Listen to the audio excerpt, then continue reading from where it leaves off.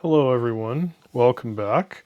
Today I'm going to talk about the George V head stamps of Australia. So these were the stamps in use concurrently with the kangaroo stamps, and they were used pretty well throughout the entire George V reign, from 1913 until 1936. The longest period of this issue was the single crown watermark, which was the same watermark as the pointy crown on the kangaroo stamps. It ran from about 1914 until 1923, so almost 10 years.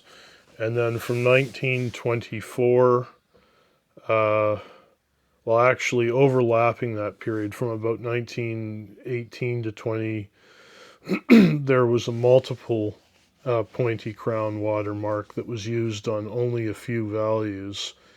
I believe it was the halfpenny, the 1 penny, and the 1.5 penny.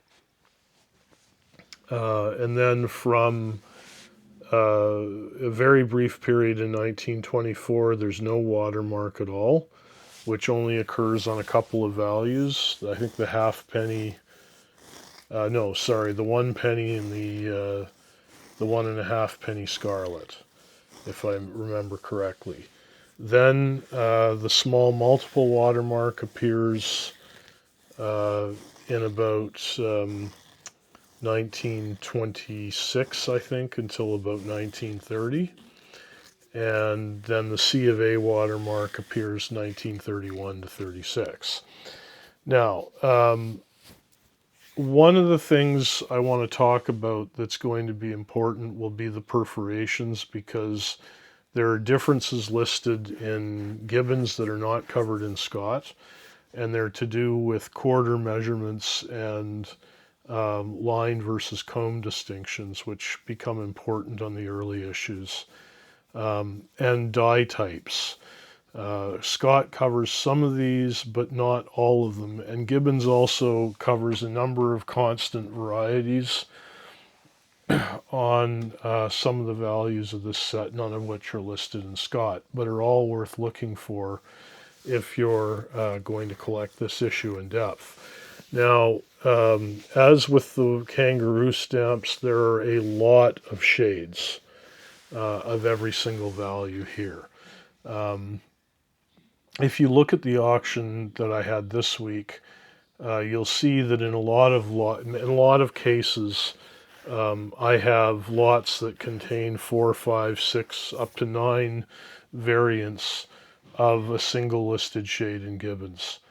And I don't even think that I have a particularly large group of material to work from this week. I mean, it's larger than what I've offered in a long time, but it's nowhere near everything that exists. So, please understand, if you're going to collect this in depth, the Gibbons listings are really just a guide.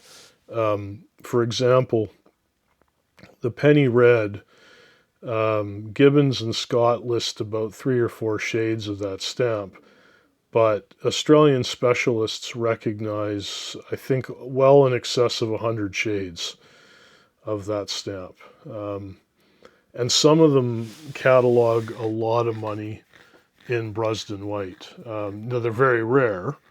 You hardly ever see them.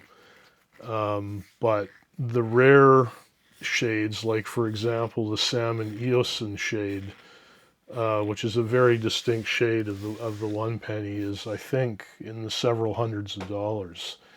The vast majority of them are all, variations of deep red or scarlet or rose red, and they're very, very common. But there are about a half a dozen really spectacular shades that you just never see, that are quite striking. And that's true of almost every value in this set. So from that point of view, it's a very attractive set of stamps to collect. it's a little difficult to find nicely centered examples. I mean, perfect centering is very hard. Um, Terrible centering is quite common. But you can get nice middle of the road, not perfect, but still attractive centered stamps relatively reasonably. You can find reasonable cancels, good colors, and you can put a very nice collection of this issue together without breaking the bank. Um, so, without further ado, I'll get into discussing the main points of difference between the different catalogs and some of the tips for identification um, that may not be immediately apparent from the catalog. So the first thing concerns the perf. Now, the 1 penny, and this affects the 1 penny, the 1 penny red, and the 5 penny chestnut. So the perf that's listed in Scott is perf 14, and there are stamps that perf exactly 14 all around, but the default perf of the very first printings of this issue is 14 and a quarter line. And then Gibbons lists a sub-variety, 14 and a quarter by 14 comb. And then later, the local printings made are per 14 exactly for those first issues. So that's the reason why, if you look in Gibbons, you'll see that there are two groups of listings for the 1 penny red. There's the first listings of this issue, which is the penny red, the 4 penny yellow, and the 5 penny. And that's listed that way because that's the first perf and the first comb perf, the first line and the first comb. The second listing is the perf 14 listing, which I believe is a comb perf. Now, the other thing is the shades described in Gibbons make identification a little bit tricky because they suggest, if you look in the Gibbons listing, the first batch of 1 pennies are generally shades of carmine or carmine red, or carmine pink or rose carmine.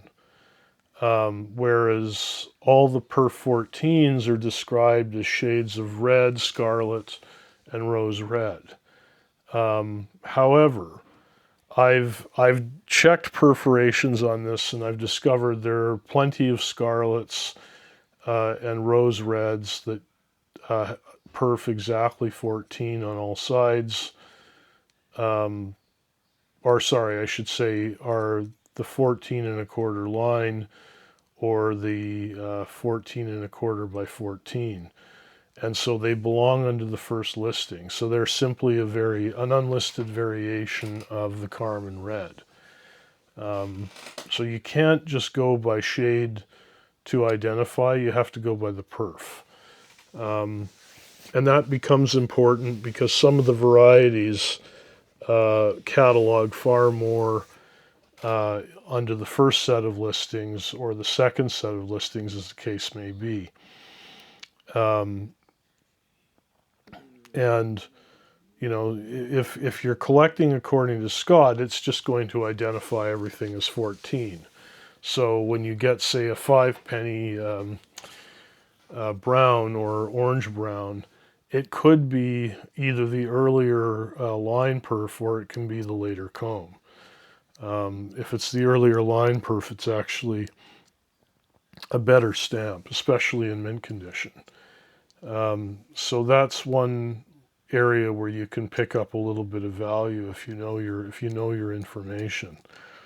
Now, the die types, I'm just going to point out quickly. So on the 1 penny, there are 3 dies of this stamp. So die 1 is basically It doesn't have any special features. Die 2, I'm just going to point to it here. So on die 2, in the lower left numeral box, there's going to be a white spur that's going to protrude up to the right of the 1. And it's fairly distinct, fairly not too difficult to see, even without a loop. And that's die 2. Now die 3 has no spur, but what you'll see instead is across the bottom of the king's portrait, just around the neck, the base of the neck, you'll see a small break. And then the panel that surrounds 1 penny will be outlined in white. Very thin white lines. Whereas if you look, well, I don't know if you could see it with the focus here, but if you look at this example, there's no white line binding those two panels. It's just they bleed into one another. And so they'll be quite distinct. Now, I will say that in a typical lot of penny red stamps, you don't stand a particularly high chance of finding either a die 2 or a die 3. I've gone through many lots of these, often hundreds of them, and never found any, and found that they're all die 1. I've actually yet to find a die 3 in any lot. I've never seen die 3 in practice, even though it's only about a $20 or $30 stamp. Die 2 I've encountered a handful of times, and I did actually find quite a few die 2s in a small lot of a couple of hundred used stamps that I had from leftover from a lot that I purchased. So I was quite lucky this time. But that's not normally what you can expect if you're buying these in bulk. Now, in terms of varieties that are not die types, Gibbons lists a few of them. They list a secret mark, which is a small break below the N of 1 here near the frame line, where the frame line opens up. There's also the RA of Australia is joined completely, so the tail of one letter joins the other. There's also on the right numeral box, a large white blob in front of the 1. That's the dot before the 1. There's a flaw that can be found below the neck, big white void. That's the flaw below the neck variety. Just trying to think, what else is there?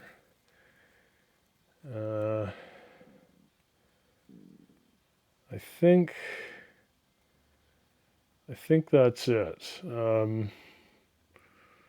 Yeah, that's all I can think of at the moment. I'm just going to take a quick look here while you're looking at this.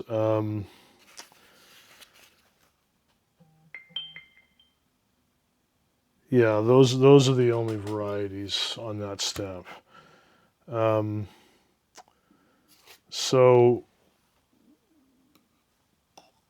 then the other major. Okay, so that's the 1 penny.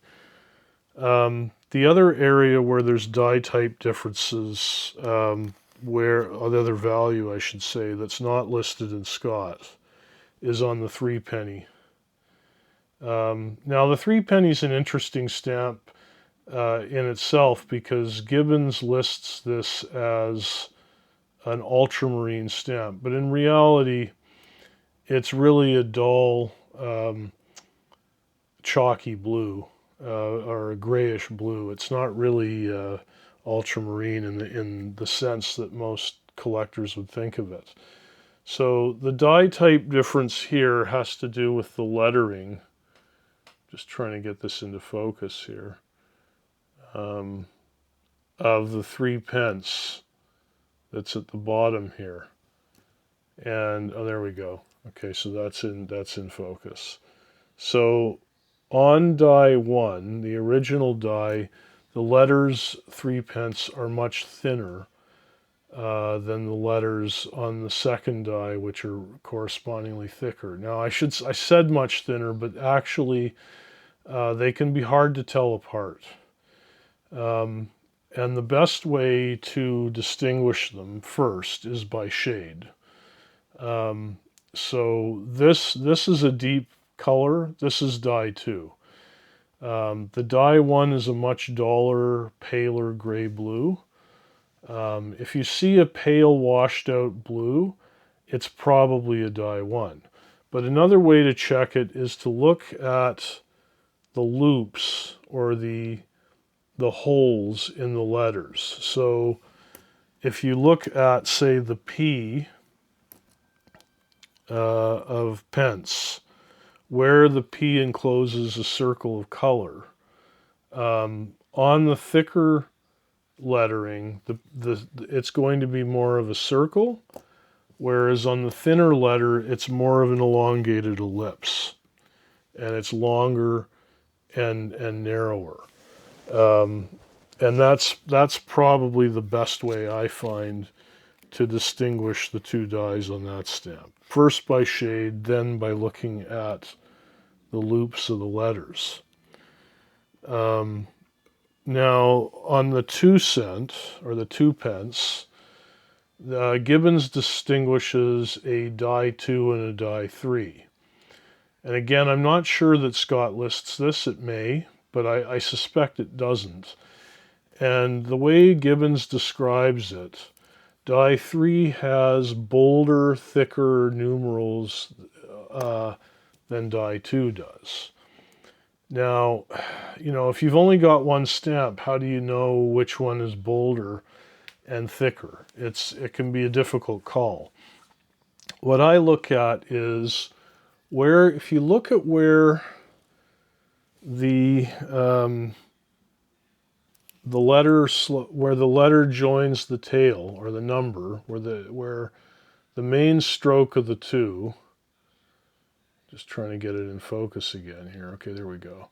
So where this main curve joins the tail, okay, there's it's reasonably wide and easy to see it join continuously to the tail. When you're dealing with the thinner numeral, that point where it joins the tail becomes very thin, almost hairline thin.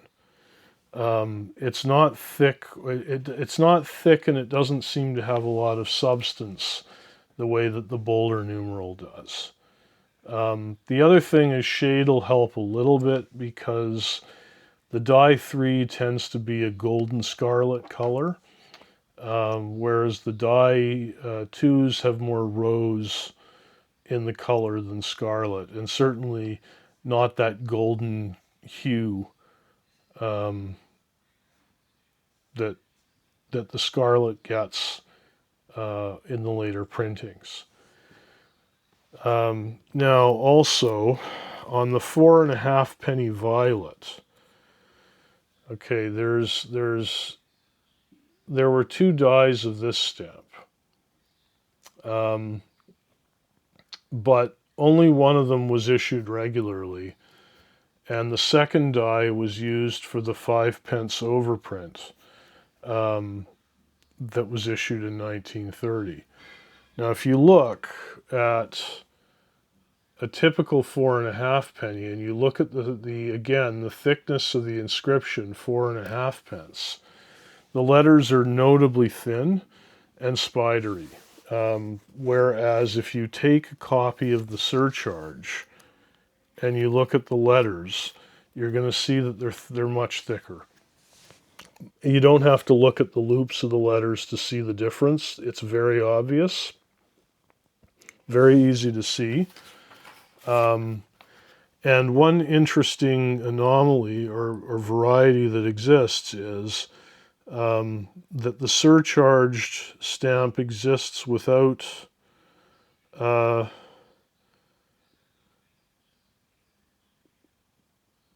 it exists without the surcharge. Um, and it it's worth a lot of money in mint condition if you find it like that, because very few examples survived. But it was actually sold by the post office, canceled to order, in souvenir sets. Um, and occasionally you'll find CTO examples, and it's a good stamp. It's a $40 or $50 stamp in that condition. So, um, yeah, I'm just thinking. Uh, so, in terms of watermarks, just to go over them again, you've got single crown, multiple pointed crown, um, no watermark, small multiple watermark, and C of A watermark. Um, Different dye types, and then all the shades. And that's basically um, the issue in a nutshell. Now, you might be wondering what the reason is behind all the color changes and how, the same color would be found on different values going through the set. And of course, this has to do with the standard UPU colors used for different postage rates. So, for example, the UPU regulations required that first class mail had to use red as their color. So, when the standard letter rate is a penny, then the penny stamp will always be red. So, on this issue, it starts out red on the 1 penny, but then, later by 1924, the 1.5 penny is now the red stamp because the rate has gone up to 1.5 pence. And then finally it goes up to 2 pence, and then now the 2 penny becomes red. But it never went to 3. It stayed at 2. Likewise, printed matter is designated as green. So, the early part of the issue, half-penny is the printed matter rate, it's green. But then it goes up to 1 penny where it stays. And, the later penny stamps are green because they're for printed matter. The other colors don't have any particular significance, I don't think, except that the ultramarine or the blue, that may relate to UK airmail rate or European UPU letter rate, I think. And so the blue probably has a significance, but the violets, the oranges, the turquoises, those are not standard colors, and those are just